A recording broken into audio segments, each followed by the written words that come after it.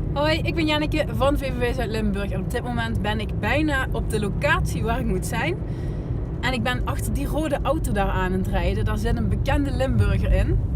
En die bekende Limburger die ga ik vragen, wat is jouw favoriete plekje in Zuid-Limburg en waarom?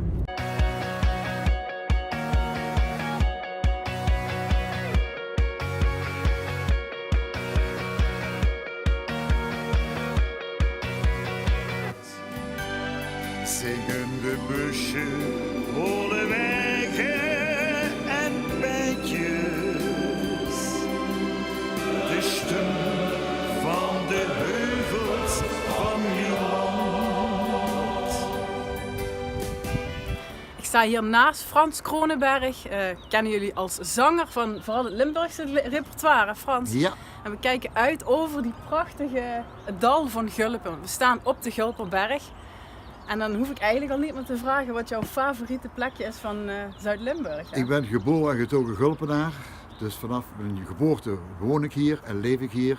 Ik zou nergens anders kunnen wonen, denk ik. Gulpen is toch mijn plaats met het mooie panorama bovenop de Gulperberg.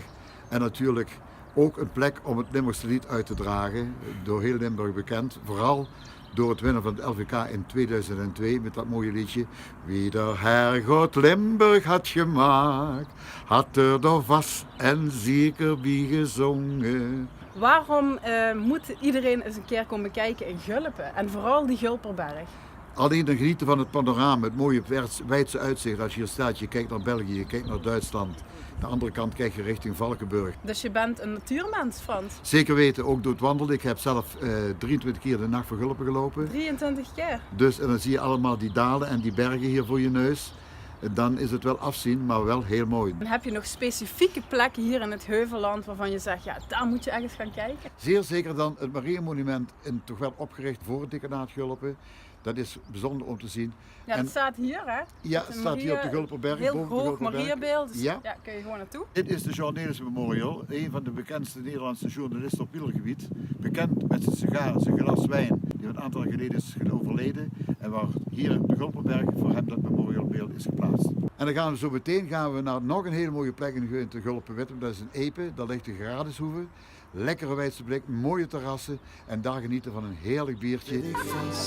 Dan lukt niks meer, Dag zeg met ik kapot, Frans is de hele tijd grapjes te onmiddellijk. maken.